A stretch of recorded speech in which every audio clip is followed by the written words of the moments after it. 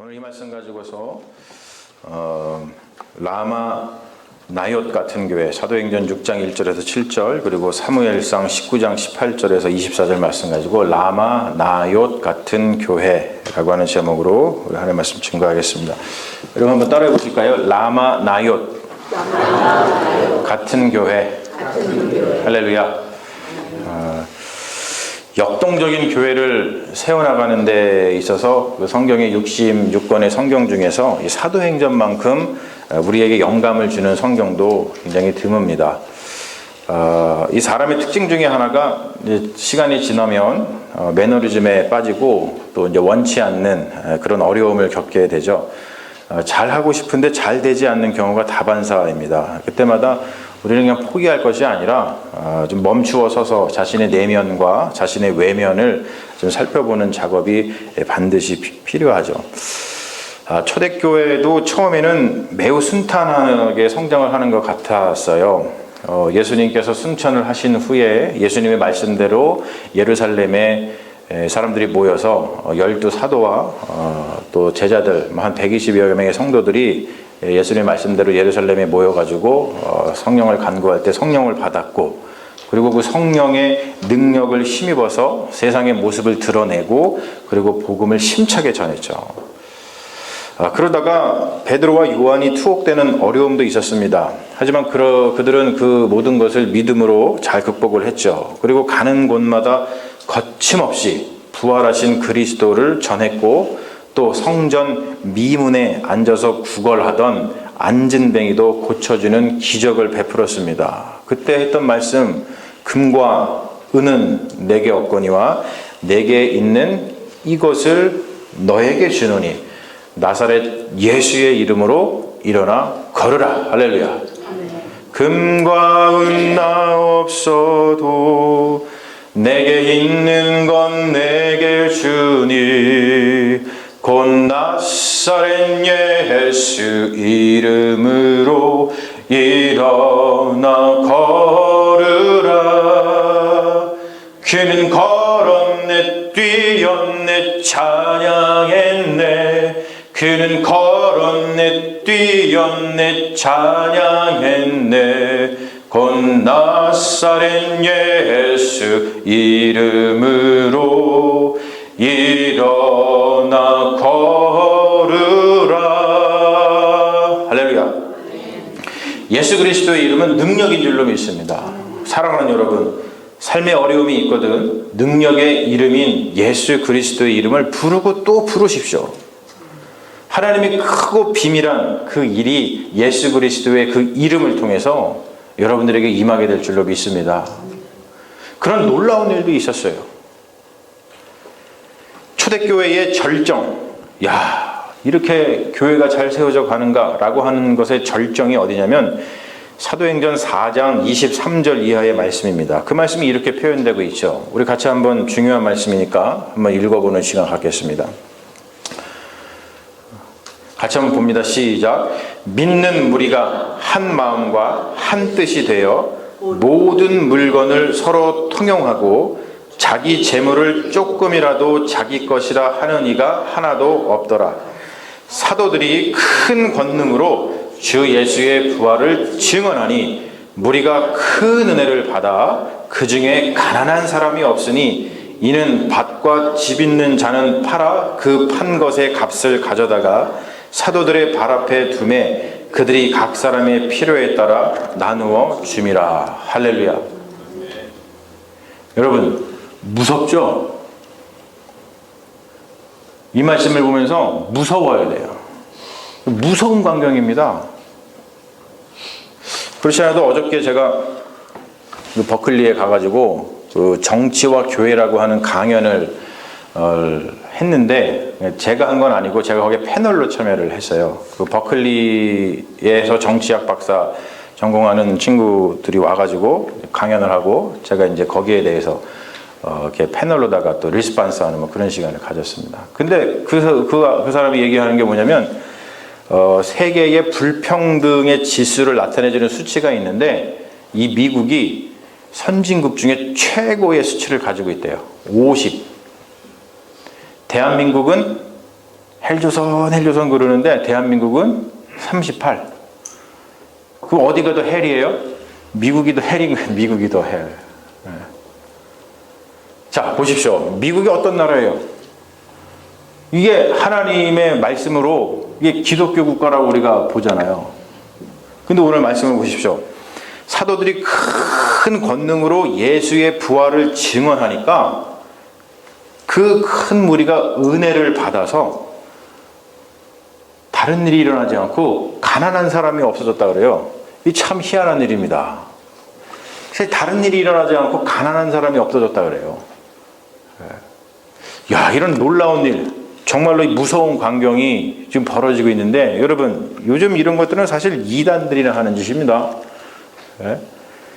근데 실제로 초대교회에서 이런 일이 일어났습니다. 제가 요즘에 최근에 본 뉴스를 보니까 아직까지도 그 신천지에 빠져가지고 재산을 탕진하고 남편과 자식들까지 모두 버리고 떠난 사람들의 그 기사가 요즘도 심심치 않게 들려옵니다. 초대교회 교인들이 그렇게 할 수 있었던 것은 그들은 종말론적인 신앙을 가지고 있었기 때문에 예수님이 곧 오신다고 말씀하셨거든요. 그래서 그것을 굳게 믿고서 이런 생활을 했습니다. 그래서 사실 이 말씀은 굉장히 분별이 필요한 말씀입니다. 아무튼 여러분, 이렇게 무섭게 잘 성장하던 초대교회에 어려움이 닥쳤어요. 그 어려움이 5장에 나오는데 첫 번째 어려움이 뭐냐면 아나니아와 삽비라 사건이죠. 그들이 어떻게 교회를 어렵게 했냐면 사도행전은 이렇게 기록을 하고 있어요. 아나니아라 하는 사람이 그의 아내 삽비라와 더불어 소유를 팔아 그 값에서 얼마를 감춤해 그 아내도 알더라. 그리고 이 성경은 이 사건을 이렇게 평가를 하고 있습니다. 어찌하여 사탄이 내 마음에 가득하여 내가 성령을 속이고 땅값 얼마를 감추었느냐. 이는 사람에게 거짓말한 것이 아니요 하나님께로다. 이렇게 얘기를 합니다. 무슨 말입니까? 교회를 어렵게 한, 정말로 무섭게 성장하던 교회를 어렵게 한 것이 뭐냐면 그 가운데 죄가 들어가서 그렇습니다. 그리고 6장에 가면 초대교회가 또 다른 어려움을 만납니다. 오늘 우리가 읽은 말씀이죠. 그때의 제자가 더 많아졌는데, 그렇게 시작을 하죠. 6장 말씀이. 그때의 제자가 더 많아졌는데, 이 말은 뭐예요? 교인이 많아졌다는 뜻이에요. 교인이 많아지면 신경 쓸 일이 많아집니다. 그 당시 초대교회에서 하던 일이 뭐냐면 구제 사역을 했습니다. 과부를 돌보는 일이었어요. 옛날 과부는 먹고 살기 정말 힘들었죠. 성경에 단골로 등장하는 사회적 약자 3인방이 있어요. 누구죠?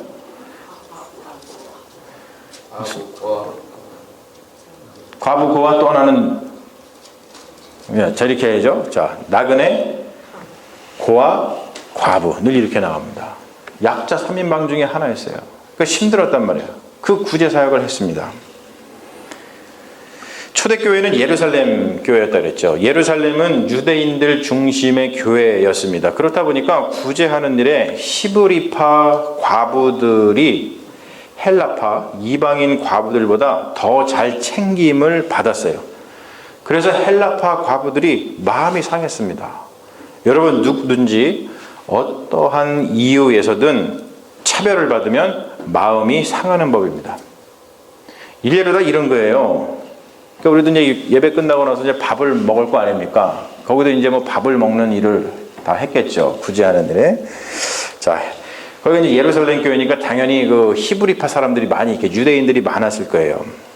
그 히브리파 그 사람들이 배식을 이렇게 하면서 히브리파 과부가 이렇게 와요. 그러니까 딱 이렇게 들고 오니까 배식하는 사람이 한번 이렇게 눈을 찡긋해낸 거야.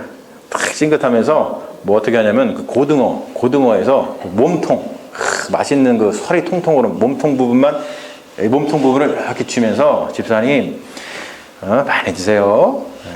많이 드세요. 라고 하면서 웃으면서 받는 거야. 근데 이게 헬라파 과부가 오네. 그러니까 얼굴 한번 쳐다보더니 얼굴도 안 보고서는 대가리 아니면은 꽁지를 갖다가 주면서 그냥 뭐 마시라고 뭐 먹든 말든 상관도 안 하고 막 그러는 거예요. 여러분, 그러면은 마음이 상하겠어요? 안 상하겠어요? 이렇게 했다는 거죠. 이런 식으로다가.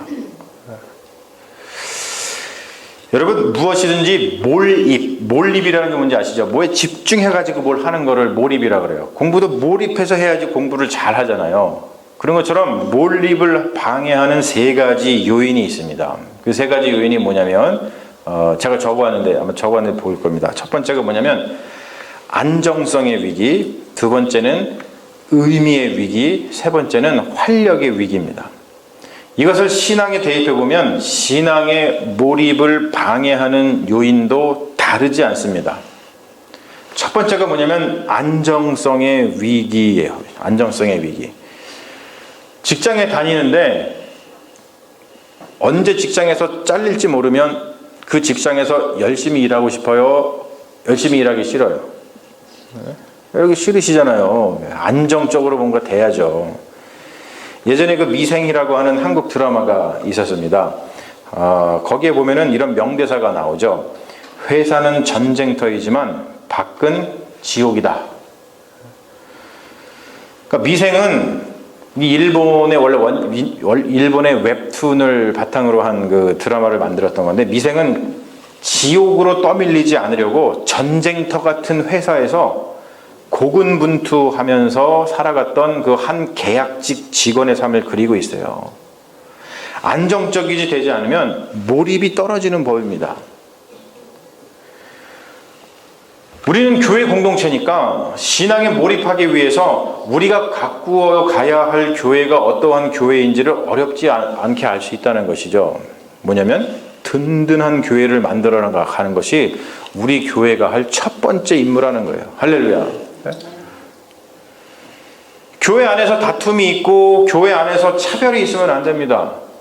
무엇보다도 이것보다 더 중요한 건 뭐냐면 교회 바깥의 사람들이 교회를 걱정하면 안 돼요.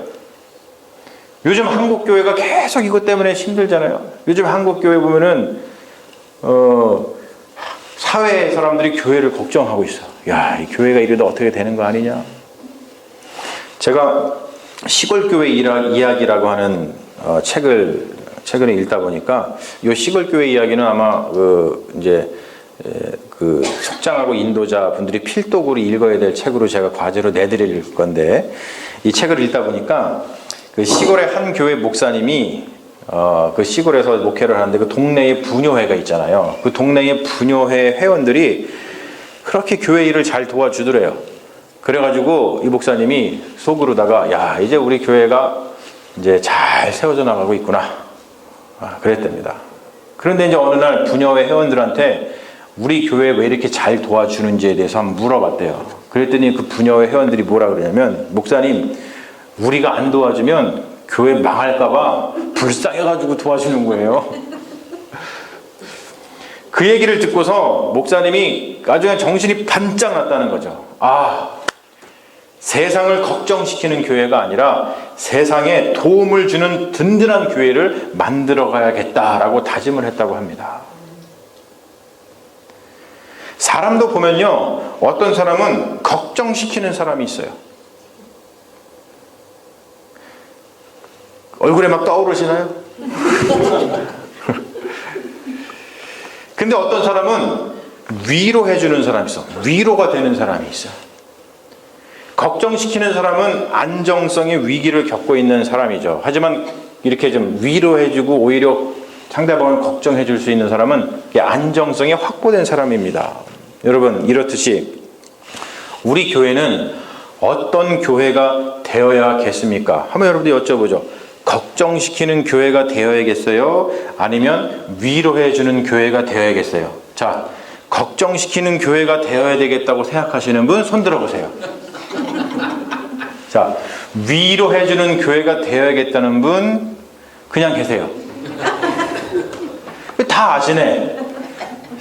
그렇죠? 다 아는 사실. 교회가 위로가 되는 교회, 밖에서 걱정하는 교회가 아니라 위로가 되는 교회가 되어야 되는 것이 우리가 다 아는 사실입니다. 사랑하는 여러분, 그동안 우리 교회가 걱정 많이 시켰잖아요. 그렇죠? 걱정 많이 시켰잖아요. 좀. 네. 그러니까 이제는 그만두고 이제는 어떤 교회? 위로해주는 교회, 걱정하는 사람들을 위로해 주는 교회, 그런 교회를 만들어 가는 것이 우리의 사명인 줄로 믿습니다. 여러분, 우리는 할 수 있습니다. Yes, we can. 5번 맞았죠? Yes, we can. 위대한 우리 미국 국민들, 위대한 우리 교인들, Yes, we can. 우리는 할 수 있습니다. 신앙의 몰입을 방해하는 두 번째 요인은 뭐냐면 의미의 위기, 의미의 위기. 의미의 위기는 지금 현재 이 일을 왜 하는지 모르는 거예요. 초대교회 공동체의 위기도 여기에서 온 것이죠. 그들이 구제사역을 시작을 했는데 어느 순간 보니까 왜 구제사역을 하고 있는지를 의미를 잃어버렸다는 것이죠. 그들이 왜 구제사역을 시작했습니까? 다른 것 때문에 한 것이 아니에요. 예수 그리스도 때문에 그렇죠. 즉 십자가의 도 때문에 그렇습니다. 그런데 어느 순간 그 의미를 잃어버리니까 히브리파 과부들과 헬라파 과부들을 차별하기 시작했습니다. 그런 일이 벌어진다는 거예요. 우리가 의미를 잃어버리면 하나님의 말씀으로 하는 것이 아니라 우리 인간적인 생각으로 무엇인가를 하기 때문에 거기에서 어려움이 발생한다는 것이죠.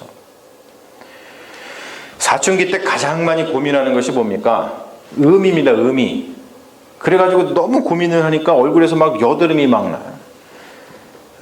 저도 사춘기 때 여드름이 엄청 났어요. 그 흔적이 아직도 있잖아요. 이게 막 살펴보면 아직도 있어요. 너무 고민을 많이 해가지고. 그때 어떤 고민을 합니까? 아, 나는 누굴까? 나는 왜 살지? 그래서 사춘기 때는 바람만 불어도 마음이 고독해져. 다 시인이 되죠, 갑자기. 그러면서 성장을 합니다. 사춘기를 보내면서 의미를 찾지 못하면 인생이 굉장히 힘들어집니다. 그래서 부모나 선생님이나 사춘기를 보내고 있는 아이들이 다른 무엇보다도 삶의 의미를 스스로 찾아갈 수 있도록 도와주는 것이 가장 큰 일이죠. 여러분, 교회 공동체도 마찬가지예요. 신앙의 의미를 잃어버리면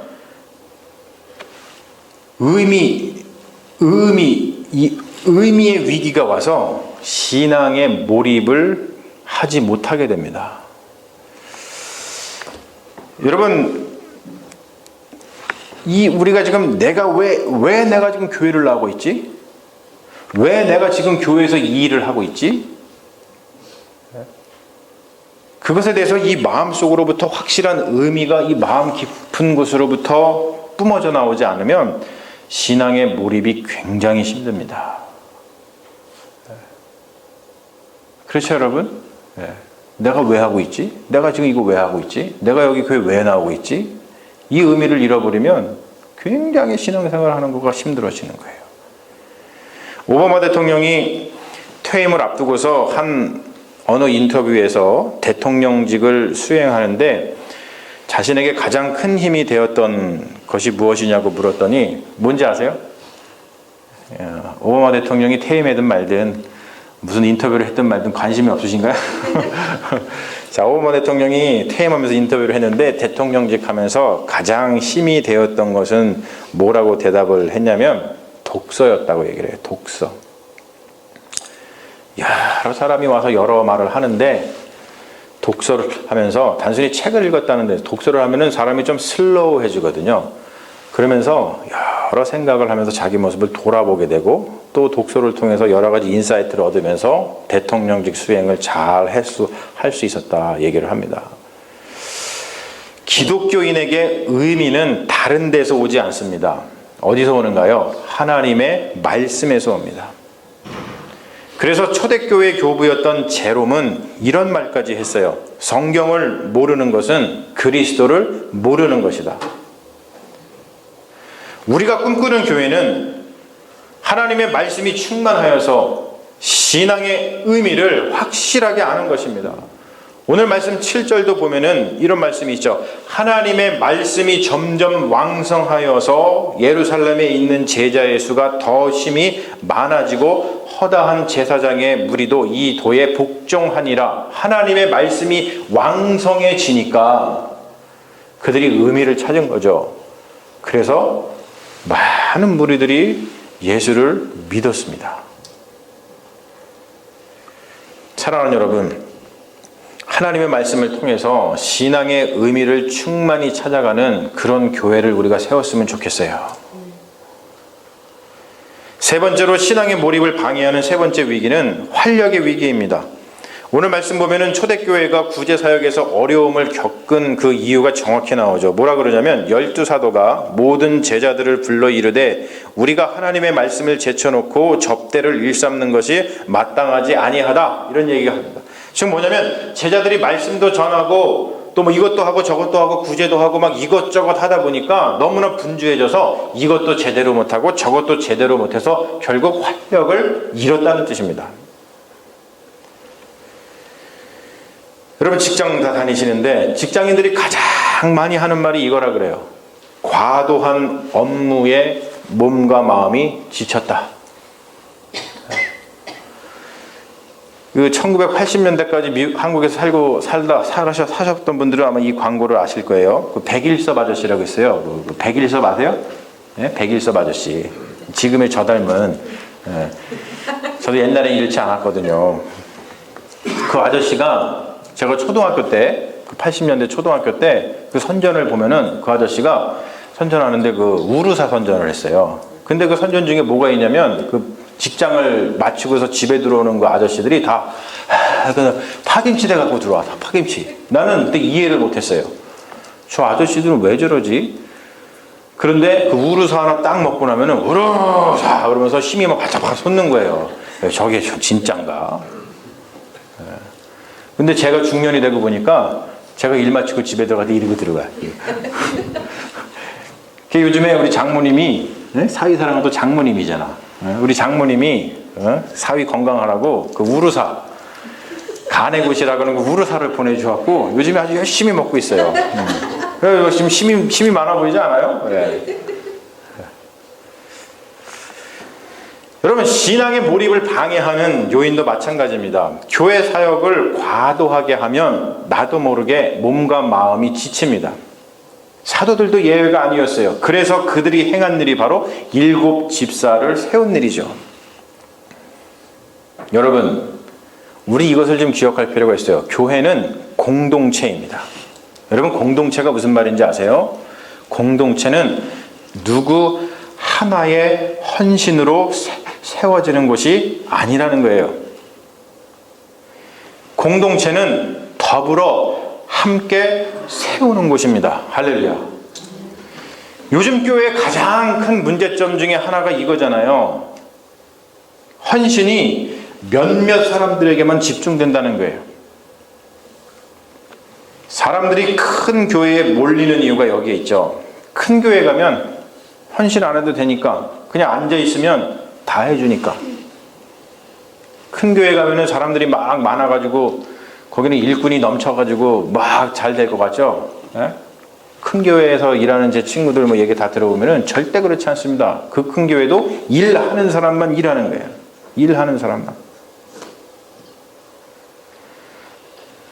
신앙의 성숙을 못하는 것이 그런 데서 봅니다. 몸을 움직이고 어려운 것을 우리가 함께 통과해야지만 성장하고 성숙해지는 법인데 가만히 있으면 성장하지 못하고 성숙해지지 못합니다. 여러분 갈라디아서 6장 2절의 말씀을 보면 이런 말씀이 있어요. 우리 중요한 말씀이니까 같이 한번 큰 목소리로 한번 읽어보죠. 시작. 너희가 짐을 서로 지라. 그리하여 그리스도의 법을 성취하라. 할렐루야. 성경에서는 나 혼자만 잘 믿으면 돼 라는 말씀을 가르쳐 준 적이 없어. 성경에는 그런 말이 안 나와요. 근데 안 나오는 그 말씀을 어떻게 어디서 들으셨는지 왜 나만 잘 믿으면 돼 그리고 교회를 다니시는 분들이 많은지 모르겠어요. 이게 기독교의 병폐죠. 말씀을 모르는 거야. 말씀 위에서 신앙을 세워가야 되는데 자기 생각으로 신앙을 세워가는 겁니다. 하나님의 말씀은 지금 뭐라 그래요? 너희가 짐을 서로 지라. 그리하여 그리스도의 법을 성취하라. 할렐루야. 너무나 중요한 말씀이잖아요. 그리스도의 법은 혼자서 성취하는 게 아닙니다. 그리스도의 법은 서로 짐을 질 때 그때 비로소 성취되는 거예요. 그리스도의 법을 성취하기 위해서 서로 짐을 질 때 그때 비로소 교회는 활력이 넘치게 되는 줄로 믿습니다. 제가 그래서 교회를 앞으로 세워나갈 때 서로 짐을 지는 그런 구조로다가 교회를 세워나가려고 해요. 여러분, 오늘 말씀 듣고 나만 잘 믿으면 돼, 그런 마음을 가지셨던 분들은 마음을 고치십시오. 말씀으로. 그런 말씀은 성경에 없어요. 아, 우리가 짐을 서로 지어야 되는구나. 그래야지만 비로소 그리스도의 법이 성취되는구나. 그래야지만 활력이 넘치는구나. 할렐루야. 말씀 따라서 가는 게 우리 그리스도는 아니에요. 말씀이 분명히 증거하고 있는데 왜 이 말씀대로 우리가 살지 못합니까? 우리가 이제부터 새로운 마음으로 세워나가야 할 교회는, 우리 교회가 지금 많은 트랜지션을 겪고 있는데, 새로운 마음으로 세워나갈 교회는 안정성이 있는 든든한 교회, 세상을 걱정시키는 교회가 아니라 세상을 위로해주는 교회. 할렐루야. 그리고 지금 왜 우리가 이 일을 하고 있는지를, 그 이유를 다른 것을 통해서가 아니라 말씀을 통해서 분명히 아는 교회. 여러분들하고 제가 말씀을 아주 그냥 많이 나누기를 원해요. 그리고 또한 서로 짐을 지면서 그리스도의 법을 성취해 나가는 활력 있는 교회, 이 교회를 만들어 나가기를 원합니다. 이런 교회를 한마디로 해가지고 따라해 봅시다. 라마 나역 같은 교회. 되게 힘들죠? 발음하기. 근데 오늘 말씀을 통해서 한번 입에 잘 붙여보세요. 라마 나역 같은 교회가 바로 우리가 세워나가야 할 그런 교회라고 믿습니다. 사무엘 상하 말씀은 다윗 왕에 대한 이야기를 전해주고 있죠. 그 중에서 오늘 우리가 읽은 19장은 다윗을 시기한 사울 왕이 다윗을 죽이려는 이야기를 담고 있습니다. 다윗이 자기를 죽이려는 그 사울의 칼을 피해서 라마 나옅으로 도망을 칩니다. 그리고 그곳에서 선지자 사무엘하고 함께 은신하면서 생활을 하죠. 그때도 정보기관이 있었습니다. 사울은 그 정보통을 통해서 다윗이 라마 나옅에 숨어 있다는 것을 알아냅니다. 그리고 사울이 다윗을 죽이기 위해서 오늘 말씀 보니까 전령을 보냈다. 이 전령을 보냈다. 그러니까 뒤에다가 무슨 통 하나 들고서 이렇게 쫄래쫄래 가가지고 하는 전령이라고 생각하는데, 여러분 그게 아니에요. 우리나라 말 그렇게 읽어서 그런데 그게 아니라 뭐 보냈다? 특공대를 보냈다. 미국으로 따지면 델타포스, 네이비실 이런 사람 보냈다는 뜻이에요. 자, 그랬으면 어떻게 돼야 돼요? 델타포스, 여러분 미국에서 여러분 죽이려고 델타포스나 네이비실 보냈다고 생각해 보세요. 여러분 어떻게 됐을까요? 죽어야 마땅하죠. 그렇죠. 사울왕이 델타포스나 네이비실 보냈으면 다윗은 죽었어야 돼요. 그런데 오늘 말씀 보니까 이상한 일이 벌어집니다. 사울의 전령들이 라마 나옅에 이르면 이상하게도 그들이 하나님의 영에 사로잡혀서 뭐 예언을 하게 된다.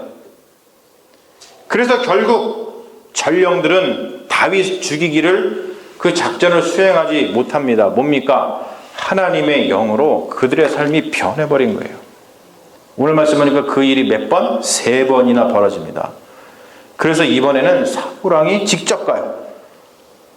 그런데 사울 왕에게도 똑같은 일이 벌어집니다. 그도 라마 나옅에 도착하자 하나님의 영이 임하여서 예언하기 시작을 합니다. 그래서 오늘 말씀 보니까 속담에 이런 말이 생겼대요. 사울도 선지자 중에 있느냐?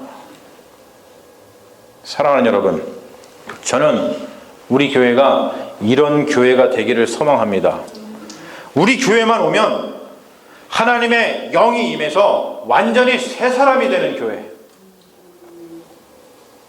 우리 교회에 오면 하나님의 말씀을 듣고 완전히 변하고 구원받고 예수 그리스도 안에서 생명이 넘치고 거듭나는 사람이 되는 교회. 이런 역사가 우리 교회에 일어나게 될 줄로 믿습니다. 사랑하는 여러분, 이러한 것이 좀 구호로 끝나지 않았으면 좋겠어요. 지난 12월 달에 우리 임원회 할 때 어떤 분이 질문했잖아요. 목사님은 어떠한 비전을 가지고 계십니까? 여러분, 오늘 말씀이 저의 비전입니다. 이 말씀으로 여러분들에게 목회자가 어떠한 비전을 가지고 있는지를 대신했으면 좋겠어요. 다른 교회가 아닙니다. 라마, 나역 같은 교회. 우리 교회에 오면 하나님의 영이 임해서 그 사람이 변하는 교회. 그런 교회를 저와 여러분들이 세워나가기를 주님의 이름으로 바랍니다. 그런 라마나와 같은 교회가 세워지면 우리가 요엘서에서 보았던 아이들이 예언을 하고 젊은이들이 뭘 해요? 환상을 보고 노인들이 꿈을 꾸는 교회. 자, 아이들이 예언하고 젊은이들이 환상을 보고 노인들이 꿈을 꾸는 교회. 그런 교회가 분명히 될 줄로 믿습니다. 여러분, 그런 교회가 되기를 바라면서 우리 함께 이 찬양 함께 했으면 좋겠어요.